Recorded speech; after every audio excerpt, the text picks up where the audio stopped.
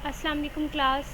आज हम ग्रेड 7 का फर्स्ट यूनिट का सेकंड टॉपिक स्टार्ट करेंगे और सेकंड टॉपिक है ट्रांसफ़र ऑफ हीट, यानी कि हीट किस तरह से ट्रांसफ़र होती है।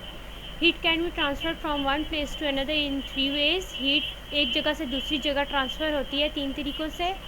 और सबसे पहला जो उसका तरीका या उसका वे है वो कंडक्शन है। अब कंडक्शन के बारे में हम पढ़ेंगे। Heat can travel through solids. Heat solids की ज़रिए ट्रैवल करती है यानी सफ़र करती है। You will know this if you have ever tried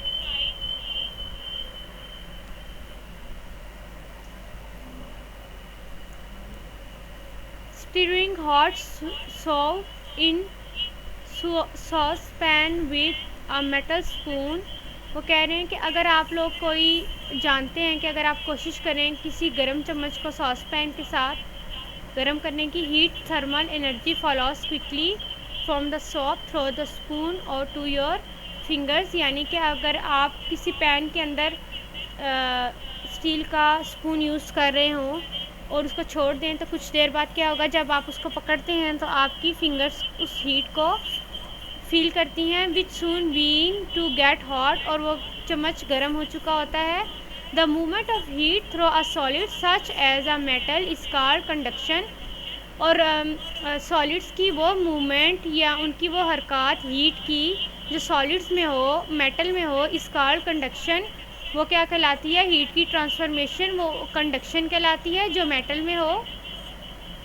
the metal spoon conducts heat from the hot soup to your hand. यानी कि अगर वो सूप स्टील का सूप के अंदर पड़ा हुआ है तो वो हीट को कंडक्ट कर लेगा, हीट को हासिल करेगा। Metal are the best conductors of heat because heat can travel through them easily. वो बता रहे हैं कि मेटल्स जो सी होती हैं वो बेस्ट कंडक्टर्स होती हैं हीट को ट्रैवल करने के लिए, और इसमें हीट इजीली आसानी से ट्रैवल हो जाती है। Cooking utensils are made of metal so that the heat from the cooker can get to the food quickly। और यही वजह है कि जब कुकर में खाना बनाया जाता है तो वो तेज़ी से यानी जल्दी बन जाता है।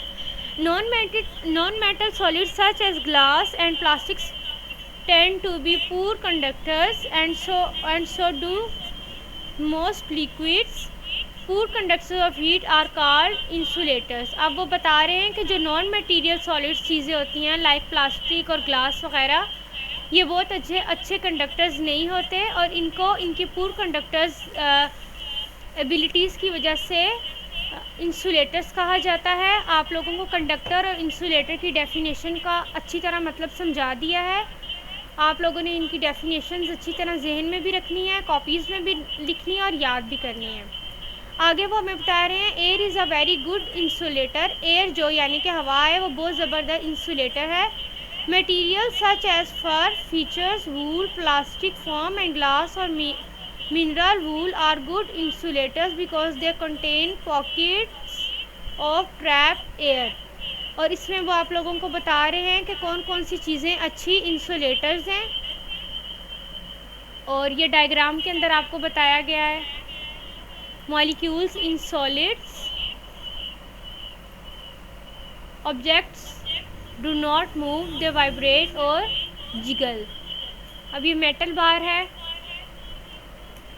इसको आप लोगों ने इधर से हीट देना स्टार्ट किया है मेटल बार को, तो हीट आहिस्ता आहिस्ता gradually transfer from cool to warm, यानी कि ठंडे से गर्म की तरफ उसमें हीट जाना स्टार्ट हो गई है। वो उन्होंने आपको डिफरेंट कलर से इंडिकेट किया हुआ है कि किस तरह से मेटल में हीट एक जगह से दूसरी जगह ट्रांसफ़र होती है। आज का टॉपिक हमारा यहीं तक है। होप सो आपको समझ आ गया होगा। अच्छी तरह पढ़ें, घर पे रहें और बार बार हाथ धोते रहें। Thank you. अल्लाह हाफिज़।